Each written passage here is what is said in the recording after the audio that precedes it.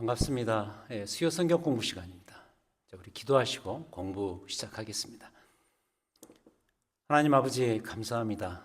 오늘 또 우리에게 말씀 앞으로 올 수 있도록 이 자리에 초대해 주시니 감사합니다.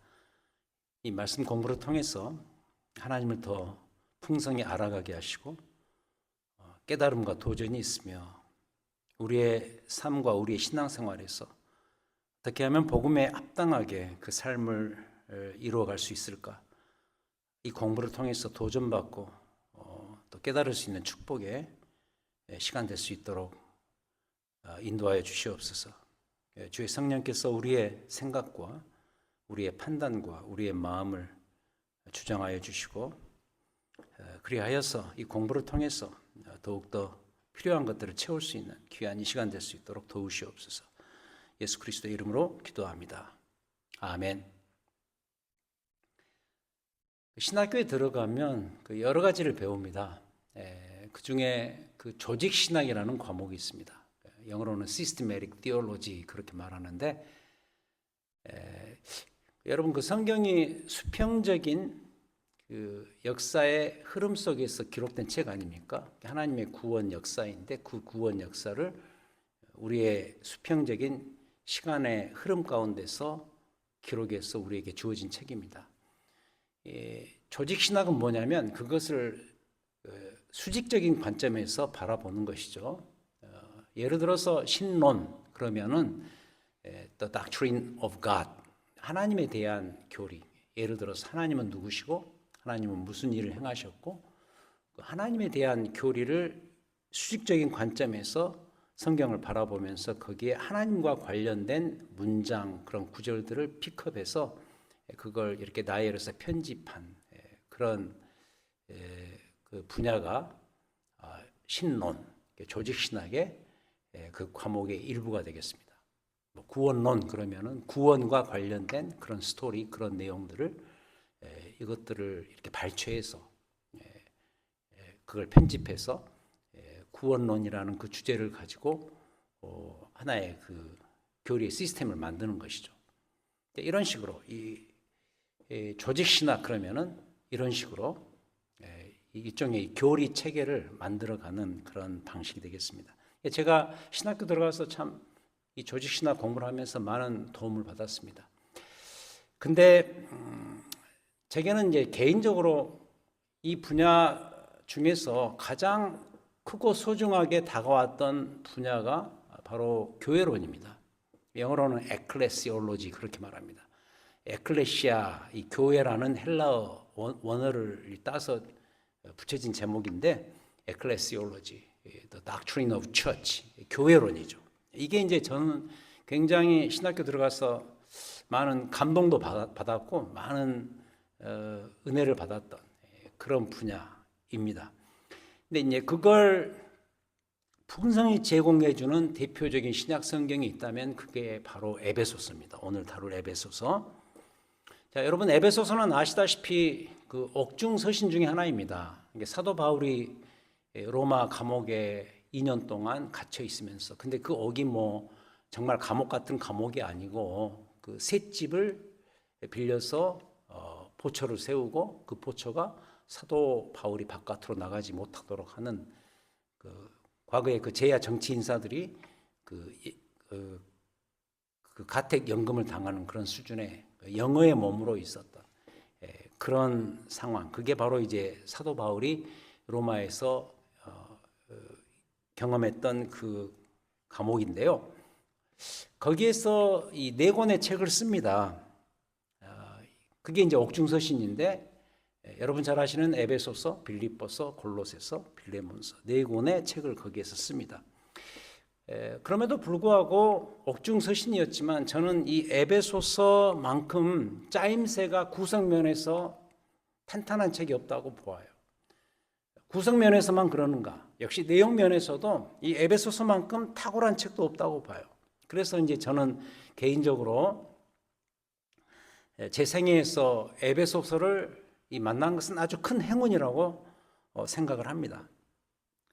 그렇다면 에베소서의 탁월성을 여러 각도에서 설명할 수 있겠지만 저는 그 탁월성의 최고의 요소로서 영광이라는 단어를 꼽고 싶습니다. 그래서 제 생각에 에베소서는 영광의 책입니다. 오늘 이 골로새서도 함께 다루겠습니다만은 골로새서도 에베소서와 함께 영광의 책입니다.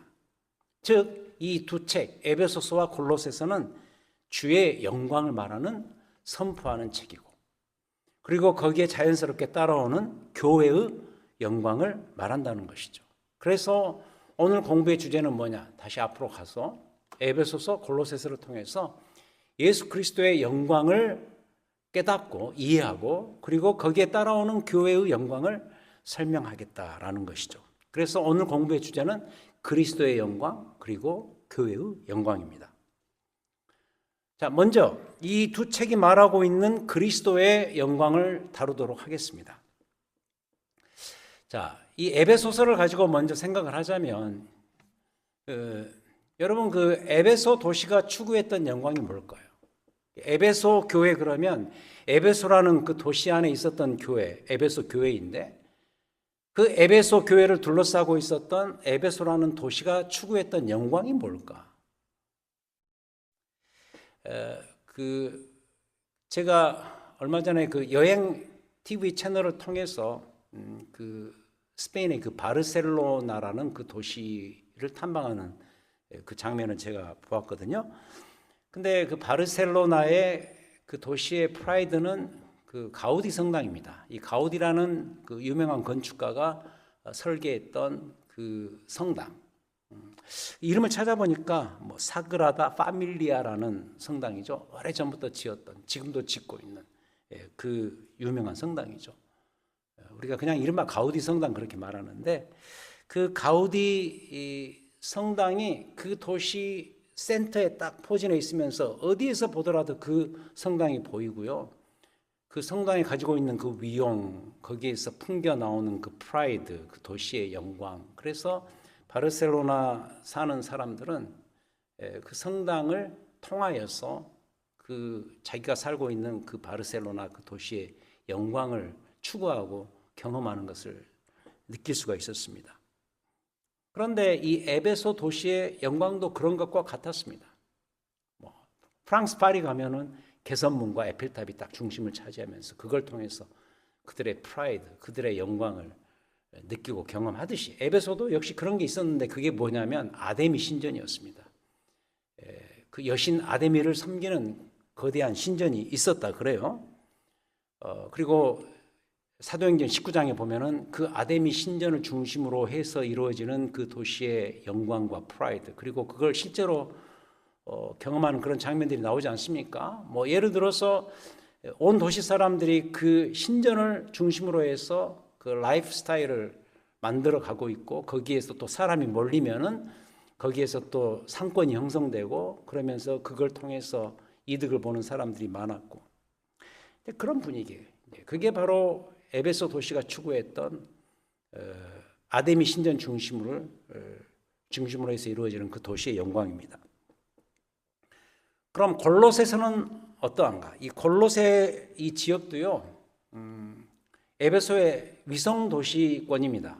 서울이 만약 에베소라고 한다면 골로새 지역은 마치 경기도 같은 그런 지역이 되겠습니다. 그 위성 도시, 골로새서 제일 마지막에 보면은 골로새 지역의 그 도시들을 언급하죠. 뭐 히에라볼리 교회, 또 라오디게아 교회 함께 다룹니다만은, 그런 위성 도시들, 그 에베소와 골로새 지역을 그 싸고 있었던 그 도시의 영광도 역시 에베소 그 아데미 신전을 중심으로 해서 이루어지는 그 도시의 영광성과 다를 바 없었을 것이다. 그런 이방적인 색채가 아주 강하고, 그 이방적인 그 영광의 색채를 통해서 그 사람들이 그 영광스러움을 경험하고 있었을 것이다. 이게 이 성경을 통해서 분명히 발견되는 중요한 이슈고요. 특히 사도행전 19장에 나오는 그 사도 바울이 그 에베소에서 그 아데미 신전을 둘러싸고 있었던 그들의 그 라이프 스타일, 그것과 대적하는 그런 내용을 통해서 우리가 그걸 발견할 수가 있습니다. 자, 그런데 중요한 것은 사도 바울이요, 이런 모든 분위기를 그냥 부셔버리는 우리 기독교 신앙의 그 영광의 진수를, 그 영광성을 전혀 다른 데서 찾아서 선포를 하고 있습니다. 그게 에베소서에, 골로새서에 분명히 드러나는 사상입니다. 바로 예수 그리스도의 영광이죠. 그들은 전혀 알지 못하고 이해하지 못했던 영광의 본질, 영광의 진수를 예수 그리스도 영광에서 찾는다는 것이죠. 그 증거 구절들을 보도록 하겠습니다. 에베소서 1장입니다. 1장 3절, 신약성경 309페이지, 우리가 에베소서와 골로새서를 오가면서 볼 것이니까 앞에 성경을 넣으시고 에베소서를 찾으시기 바랍니다. 에베소서 1장 3절, 정말 아마 성경 전체에서 가장 아름다운 구절이라고 말할 수 있는 그 부분인데요. 1장 3절, 찬송하리로다 하나님 곧 우리 주 예수 그리스도의 아버지께서 그리스도 안에서 하늘에 속한 모든 신령한 복을 우리에게 주시되 곧 창세전에 그리스도 안에서 우리를 택하사 우리로 사랑 안에서 그 앞에 거룩하고 흠이 없게 하시려고 그 기쁘신 뜻대로 우리를 예정하사 예수 그리스도로 말미암아 자기의 아들들이 되게 하셨으니 이는 그가 사랑하시는 자 안에서 우리에게 거저 주시는 바 그 은혜의 영광을 찬송하게 하려는 것이라. 자, 여기까지는 성부 하나님께서 우리를 구원하시기 위해서 예정하시고 준비하시고 추진해 오신 그 성부 하나님의 구원 역사의 그 장면을 묘사하는 그런 구절이었죠. 근데 이 7절부터는 거기에 대해서, 거기에 응해서 성자 예수 그리스도께서 어떤 일을 행하셨는가? 7절, 우리는 그리스도 안에서 그의 은혜의 풍성함을 따라 그의 피로 말미암아 속량 곧 죄 사함을 받았느니라. 이는 그가 모든 지혜와 총명을 우리에게 넘치게 하사 그 뜻의 비밀을 우리에게 알리신 것이요 그의 기뻐하심을 따라 그리스도 안에서 때가 찬 경륜을 위하여 예정하신 것이니 하늘에 있는 것이나 땅에 있는 것이 다 그리스도 안에서 통일되게 하려 하심이라. 모든 일을 그의 뜻의 결정대로 일하시는 이의 계획을 따라 우리가 예정을 입어 그 안에서 기업이 되었으니 이는 우리가 그리스도 안에서 전부 바라던 그 영광의 찬송이 되게 하려 하심이라. 나름 상당히 긴 부분인데요. 이 부분은 성자 예수 그리스도께서 하나님의 그 구원의 계획에 응하셔서 순종하심으로 십자가에서 그의 피로 말미암아 우리를 대속하시고, 근데 이 모든 스토리가 때가 찬 경륜, 그러니까 하나님께서 정하신 가장 그 적확한 시점에 때가 찼을 때 경륜, 하나님의 그 이코노미, 하나님의 가장 효과적인 그런 시스템에 따라서 이루어진 일이었다. 그리고 이어서 13절, 그 안에서 너희도 진리의 말씀 곧 너희의 구원의 복음을 듣고 그 안에서 또한 믿어 약속의 성령으로 인치심을 받았으니 이는 우리 기업의 보증이 되사 그 얻으신 것을 속량하시고 그의 영광을 찬송하게 하려 하심이라. 여기에 영광이라는 단어가 3번 나옵니다. 6절, 그리고 12절, 그리고 14절. 특히 방금 읽고 설명드린 것처럼 성부 하나님께서 우리를 구원하시기 위해서 이 구원의 역사를 먼저 입안하시고 플랜하시고 예정하시고, 성자 그리스도는 때가 찼을 때 하나님의 경륜을 따라서 거기에 순종하시고 십자가에서 친히 이 구원의 모든 드라마를 완성하시고, 성령께서는 인치셔서 그 모든 사실을 교회 가운데 지금의 우리에게까지도 그 사실을 끊임없이 확인시키시고 알리시는 이 일을 하신다. 그러니까 에베소서 1장 3절부터 14절은 여기서 드러나는 그 영광의 특징이 뭐냐면 우리에게 이루어진 그 구원이 성삼위 하나님에 의해서 그분들의 협력의 역사를 통해서 이루어졌다라는 거예요. 근데 그게 영광이라는 것이죠. 근데 에베소서 이 부분만 이런 식으로 구원의 그 스토리에 드러나는 영광성을 선포하는 것이 아니고 오늘 함께 다루는 골로새서 1장에서도 역시 비슷한 이야기를 합니다. 골로새서 1장 13절 보겠습니다. 골로새서 1장 13절. 여기는 약간 다른 모습이지만 결국 같은 이야기를 하게 되는데요. 1장 13절. 자, 그가 하나님께서 우리를 흑암의 권세에서 1장 13절. 하나님께서 우리를 흑암의 권세에서 건져내사 그의 사랑의 아들의 나라로 옮기셨으니 흑암의 나라에서 그 아들의 나라로 우리를 옮기셨는데 14절 그 아들 안에서 그리스도 안에서 우리가 성령 곧 죄사함을 얻었도다. 그러면서 그리스도에 대한 이야기를 여기에서 확대해서 설명하는데 15절 그는 보이지 아니하는 하나님의 형상이시다. 보이지 아니하는 성부 하나님의 형상이 누구냐? 바로 예수 그리스도시고 모든 피조물보다 먼저 나신 이시고 그러니까 이 부분은 그 그리스도의 선제성이라 그러죠. The pre-existence of Christ. 그리스도의 먼저 계심, 먼저 나심. 창세 전부터 존재하셨던 그 아들 그리스도.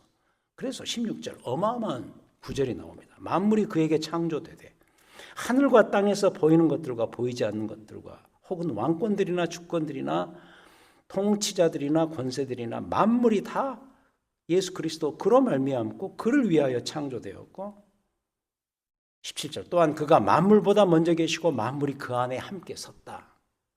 하나님의 그 창조와 섭리의 역사가 아들 그리스도 안에서 성취되고 지금도 그게 그대로 유지되고 있다. 그러면서 예수 그리스도의 이 땅에 오심과 그분이 이루신 구원의 일들, 특히 십자가의 사건 이런 것들이 얼마나 하나님의 그 영광스러운 사역을 드러내주는 그런 일들이었는가.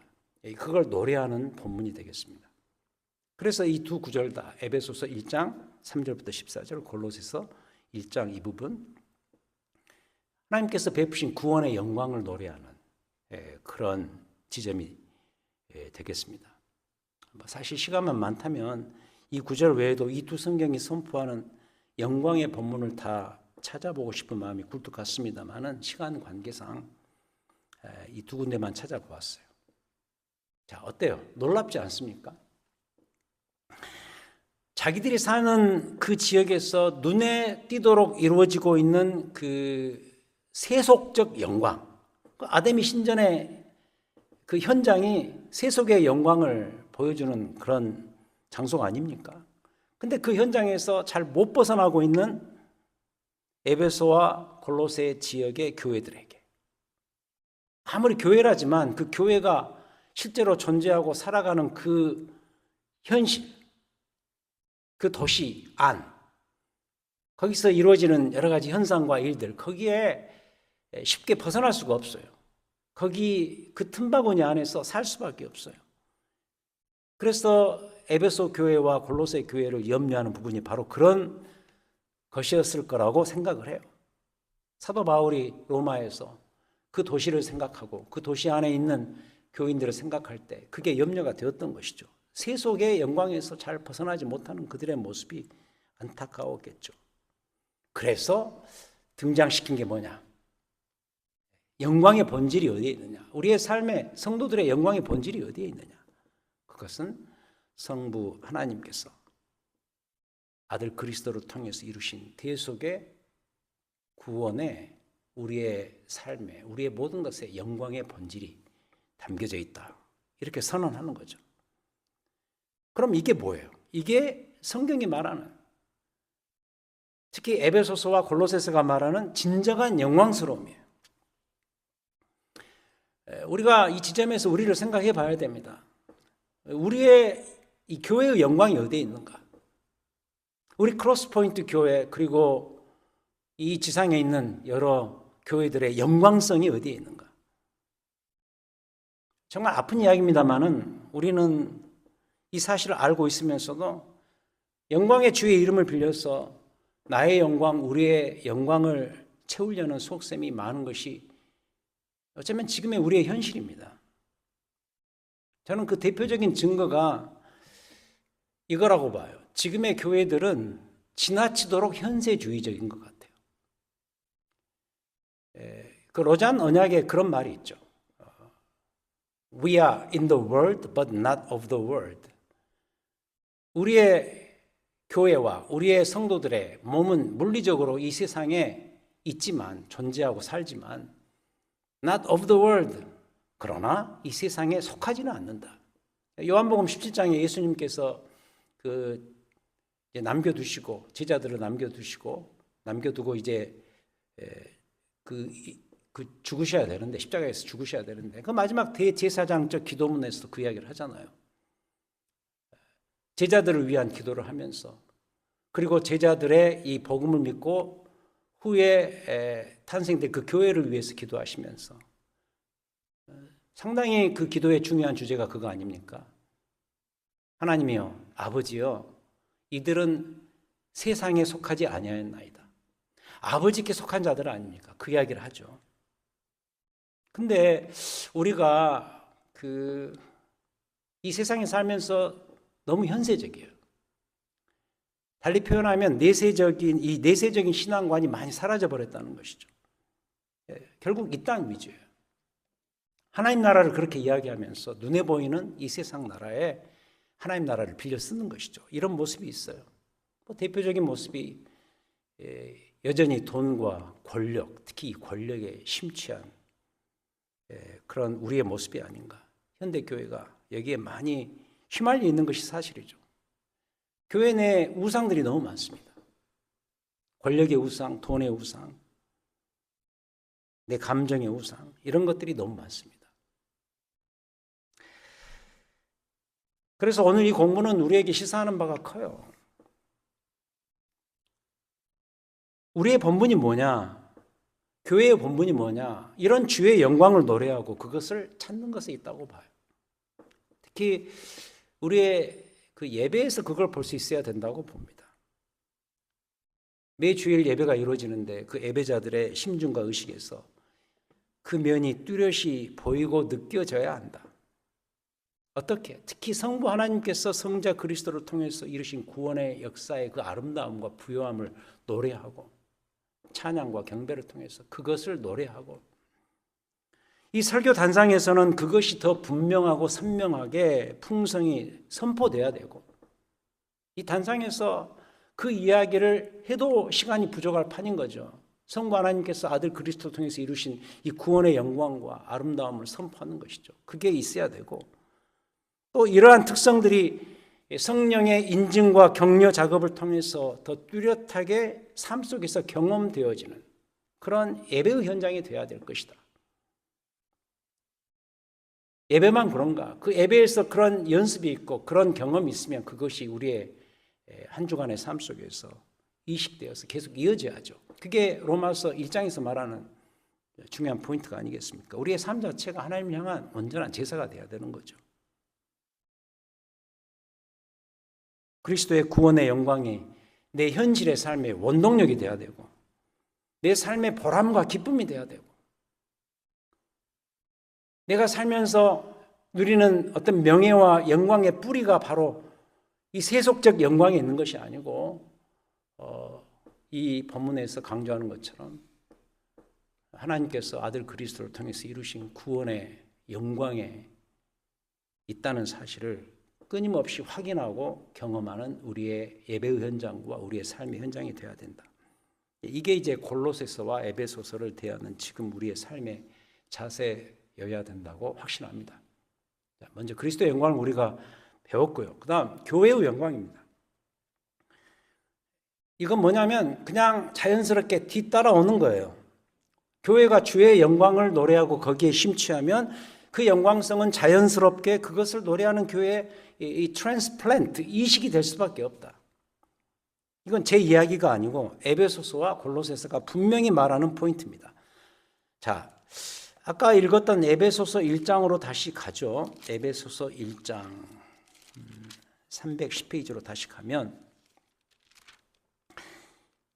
22절을 볼까요? 17절을 보겠습니다. 1장 17절. 1장 17절 에베소서. 우리 주 예수 그리스도의 하나님 영광의 아버지께서 지혜와 계시의 영을 너희에게 주사 하나님을 알게 하시고 너희 마음의 눈을 밝히사 그의 부르심의 소망이 무엇이며 성도 안에서 그 기업의 영광의 풍성함이 무엇이며 19절 그의 힘의 위력으로 역사하심을 따라 믿는 우리에게 베푸신 능력의 지극히 크심이 어떠한 것을 너희로 자, 이 부분 알게 하시기를 구하노라. 그러니까 이 영광의 이 그리스도의 영광의 이 부요함을 끊임없이 너희 삶 속에서 더 깨닫고 알게 하기를 내가 간절히 원한다라고 이렇게 기도를 하죠. 그러면서 건너뛰겠습니다. 22절 또 만물을 그 발 아래에 복종하게 하시고 그를 만물 위에 교회의 머리로 삼으셨느니라. 그러면서 23절에서 교회는 그의 몸이니 만물 안에서 만물을 충만하게 하시는 이의 충만함이라. 방금 읽었던 이 바울의 이 에베소 교회를 향한 이 기도의 내용이 아까 읽었던 1장 3절부터 14절 그리스도의 영광을 노래하는 그 부분 바로 뒤에 나온다는 것을 염두에 두셔야 돼요. 그리스도의 영광을 먼저 선포하고 그것이 얼마나 소중한 것인가를 말하고 바로 그 뒤에 교회를 언급한단 말이죠. 교회는 그의 몸이니 23절 만물 안에서 만물을 충만하게 하시는 이는 이에 충만함이니라. 이 부분만 그런 거 아닙니다. 아까 읽었던 골로새서 1장으로 다시 가보죠. 골로새서 1장. 우리가 아까 18절부터 20절을 읽었습니다. 그리스도의 그 선제성을 선포하면서 그리스도의 영광을 앞에서 이야기하고 바로 그 뒤에 1장 18절, 20절 바로 그 뒤에 아까 우리가 1장 13절부터 17절 그리스도의 영광을 노래하는 그 본문 아니었습니까? 그걸 읽었는데 바로 그 뒤에 18절에서 마치 바통을 이어받아서 그 표현하는 것처럼 18절 그는 몸인 교회의 머리시라. 그가 근본이시오 죽은 자들 가운데서 먼저 나신 이시니 이는 친히 만물의 으뜸이 되려 하시며 아버지께서는 모든 충만으로 예수 안에 거하게 하시고 20절 그의 십자가의 피로 화평을 이루사 만물 곧 땅에 있는 것들이나 하늘에 있는 것들이 그로 말미암아 자기와 화목하게 되기를 기뻐하십니다. 여기서 교회 이야기를 한단 말이죠. 똑같이 앞에서 주의 영광 눈을 선포하고 바로 교회로 넘어갑니다.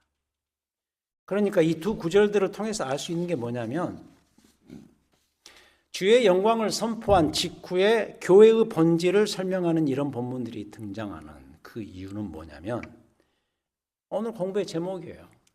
다시 돌아가 볼까요? 그리스도의 영광 이게 있으면 그건 자연스럽게 교회의 영광으로 바뀐다는 거예요. 즉 교회의 머리 되시는 예수 그리스도의 그 모습과 그분의 그 본질이 이미 영광스러우니 이런 식으로 그의 몸인 교회도 자연스럽게 함께 영광스러워진다는 의미인 거죠. 이렇게 표현할 수 있습니다. 영광의 기독론이 영광의 교회론이 되는 것이죠. 그러니까 교회가 주의 영광을 노래하고 기억하고 거기에 몰입하면 자연스럽게 교회 자체도 영광스러워진다. 그런 의미인 셈이죠. 자, 그럼 더 구체적으로 들어가서 상황이 이러하다면, 즉 교회가 주의 영광을 노래하고 거기에 몰입할 때 교회도 자연스럽게 영광스러워진다면 주의 영광을 이어받은 그 영광의 교회들은 이 땅에서 도대체 구체적으로 무엇을 해야 되는가? 이걸 한번 생각을 해봐야 되겠죠. 교회는 무엇을 해야 되는가? 교회는 어떤 곳인가? 이걸 또 풍부하게 말해주는 책이 이 에베소서와 골로새서거든요. 자, 이걸 말해주는 두 책의 주요 구절들을 한번 살펴보도록 하죠. 자, 골로새서 3장 12절부터 17절 먼저 보겠습니다. 골로새서 3장 12절. 이 본문은 교회론을 설명하는데 아주 대표적인 그런 구절이죠. 3장 12절, 326페이지. 그러므로 너희는 하나님이 택하사 거룩하고 사랑받는 자처럼 긍휼과 자비와 겸손과 온유와 오래 참음을 옷 입고 누가 누구에게 불만이 있거든 서로 용납하여 피차 용서하되 주께서 너희를 용서하신 것과 같이 너희도 그리하고 이 모든 것 위에 사랑을 더하라. 이는 온전하게 매는 띠니라. 15절 그리스도의 평강이 너희 마음을 주장하게 하라. 너희는 평강을 위하여 한 몸으로 부르심을 받았나니 너희는 또한 감사하는 자가 되라. 16절 그리스도의 말씀이 너희 속에 풍성히 거하여 모든 지혜로 피차 가르치며 권면하고 시와 찬송과 신령한 노래를 부르며 감사하는 마음으로 하나님을 찬양하고 또 무엇을 하든지 말이나 일이나 다 주 예수의 이름으로 하고 그를 힘입어 하나님 아버지께 감사하라. 여기를 보면은 그 화면에 나오는 것처럼 이번에 교회의 네 가지 특성이 나오죠. 교회는 이 네 가지를 해야 된다고 봅니다. 특히 골로새서 3장 이 부분을 통해서 우리가 알 수 있는 사실인데 교회는 어떤 공동체인가? 예배 공동체고 예배를 드려야 되고 말씀 공동체고 사랑의 공동체고 그다음에 선교의 공동체다. 그것을 그대로 다 담고 있는 본문이 이 3장 12절부터 17절이죠. 그 다음에 에베소서 2장 14절부터 22절 에베소서 2장 보겠습니다. 다시 앞으로 가서 2장 19절 그러므로 이제부터 너희는 외인도 아니요 나그네도 아니요 오직 성도들과 동일한 시민이요 하나님의 권속이라 너희는 사도들과 선지자들의 터 위에 세우심을 입은 자라 그리스도 예수께서 친히 모퉁이 돌이 되셨느니라 그의 안에서 건물마다 서로 연결하여 주 안에서 성전이 되어가고 너희도 성령 안에서 하나님이 거하실 초소가 되기 위하여 그리스도 예수 안에서 함께 지어져 가느니라. 특히 이 구절은요 저는 이렇게 봅니다. 교회로 이미 부름 받았어요.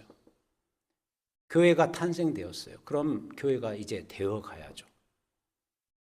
being, 교회가 이미 교회라는 존재로 부름 받았으면 becoming, 교회로 되어져 가야죠. 그래서 22절 가장 마지막 부분에 21절, 22절이죠. 그의 안에서 그리스도 안에서 건물마다 서로 연결하여 주 안에서 성전이 되어가고 건물로 비유하자면 성전이 되어가는 거죠. 마치 집을 지으면 준공식이 그 착공식 있지 않습니까? 그러면은 지어져 가고 나중에 완공이 되듯이 완공이 되기 전까지는 지어져 가야죠. 이 건축자재와 저 건축자재가 이렇게 맞물려 가면서 지어져 가는 그런 교회. 그래서 제가 한번 우스갯소리로 그런 이야기를 했었죠. 지금 우리는 다 공사 중입니다. 교회 오실 때 뒤에다 이렇게 써서 붙여서 공사 중에 불편을 드려서 죄송합니다. 뭐 이러잔 이야기를 제가 한번 한 적이 있었죠. 함께 지어져 가는 교회.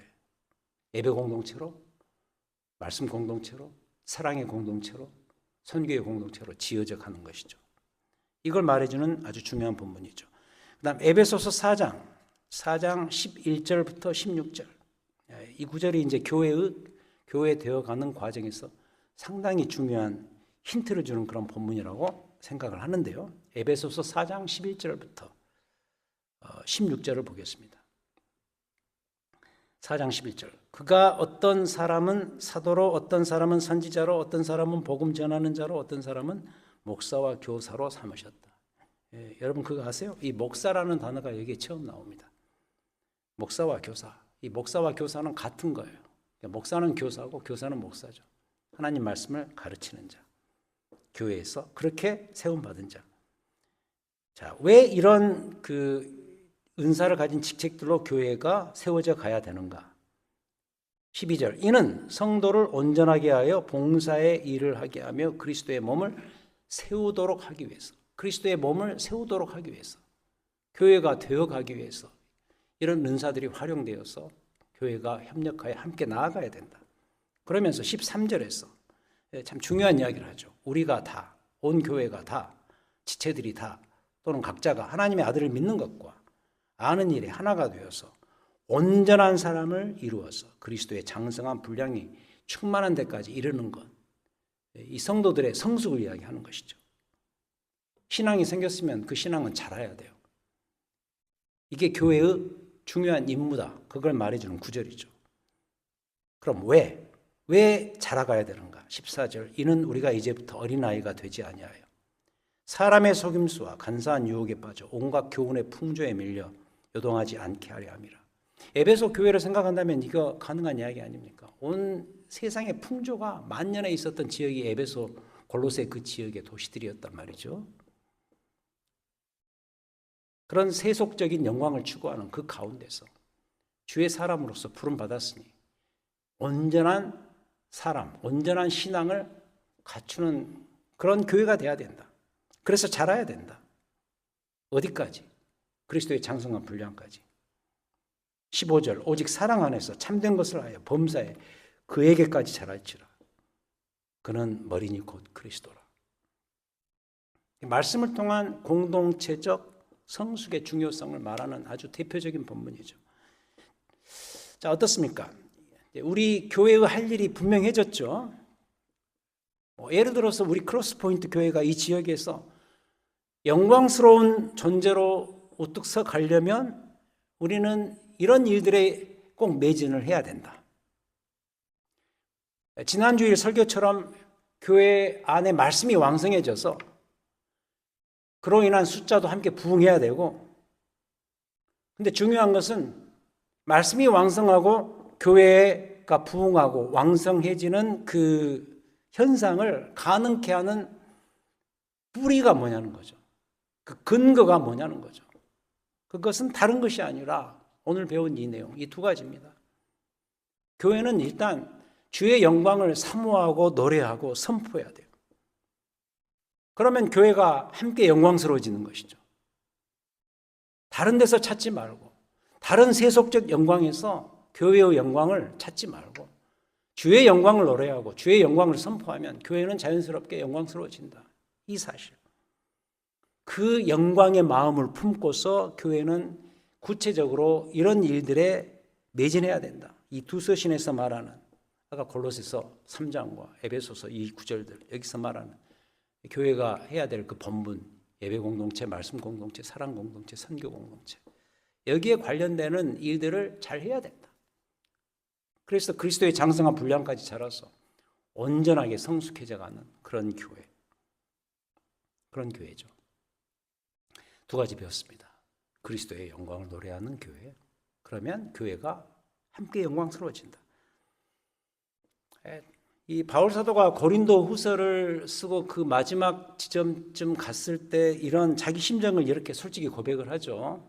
이 외의 일은 고사하고, 고린도 후서 11장 28절, 이 외의 일은 고사하고, 이 외의 일이 뭐냐면 그 앞에 바로 사도 바울이 아주 정말 생고생을 한 그런 장면들이 나오거든요. 매를 맞고 어려움을 겪고 그 모든 일들은 다 고사하고, 아직도 날마다 내 속에 눌리는 일이 하나 있는데 그게 모든 교회를 위해서 염려하는 것이라. 에베소 골로새 교회만이 아니라 사도 바울이 선교하고 도왔던 그 모든 교회들을 위한 그 염려, 이게 자기에게 있다. 그런 참 가슴 아픈 심정을 그대로 담아서 표현하는 구절이 고린도후서 11장 28절이죠.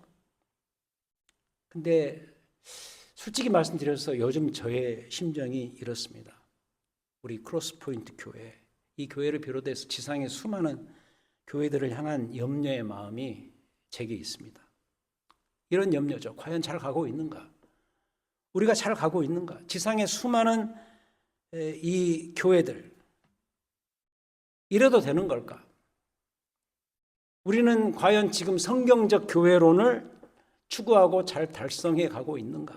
이런 염려가 있습니다.